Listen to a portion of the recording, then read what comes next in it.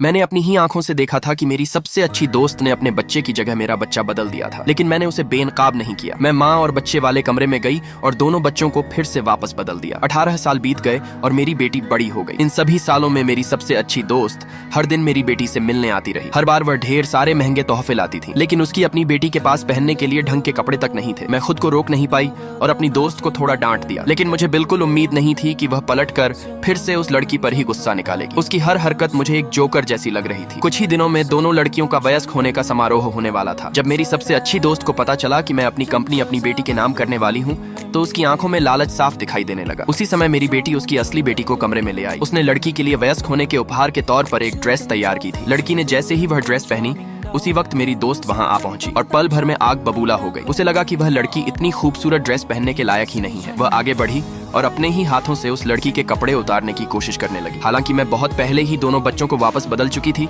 फिर भी मैं यह सब देखकर चुप नहीं रह सकी और उसे रोक दिया। वयस्क होने के समारोह वाले दिन मेरी सबसे अच्छी दोस्त सबसे पहले समारोह स्थल पर पहुंची। उसने मेरी बेटी को बड़े प्यार से गले लगाया, लेकिन उसके पीछे खड़ी लड़की फटी पुरानी ड्रेस पहने हुए थी। जब मेरी दोस्त ने मेरी बेटी के हाथ पर हल्की सी खरोंच देखी, तो वह तुरंत मुझ पर भड़क गई और मुझे नाकाबिल बताने लगी। लेकिन उसने इस बात की बिल्कुल परवाह नहीं की कि उसकी अपनी बेटी का हाथ बुरी तरह जख्मी था। उसे सिर्फ इस बात की चिंता थी कि मैं कंपनी अपनी बेटी को सौंप रही हूँ। मेरी दोस्त के भाई ने जल्दी से उसे पीछे खींच लिया, क्योंकि उसे डर था कि उसके चेहरे के भाव सब कुछ उजागर कर देंगे। मैं यह सब देखकर बस हल्का सा मुस्कुरा दी। उसी समय अस्पताल से फोन आया कि पितृत्व परीक्षण की रिपोर्ट तैयार है। वह सब्र नहीं कर पाई और अपने भाई को इशारा किया कि तुरंत जाकर रिपोर्ट ले आए। जब वयस्क होने का समारोह शुरू हुआ, तो मैंने सबके सामने ऐलान किया कि मैं अपनी कंपनी अपनी बेटी को सौंप रही हूँ और मैंने साइन किया हुआ कॉन्ट्रैक्ट अपनी बेटी को दे दिया। मेरी सबसे अच्छी दोस्त खुशी से पागल हो गई। वह मंच पर दौड़ती हुई आई और अपनी बेटी को एक तरफ धकेल दिया। उसने कहा कि उसके पास मेरी बेटी के लिए एक खास सरप्राइज है। मैं बस चुपचाप उसे देखती रही। उसे जरा सा भी अंदाजा नहीं था कि असली तमाशा अब शुरू होने वाला है।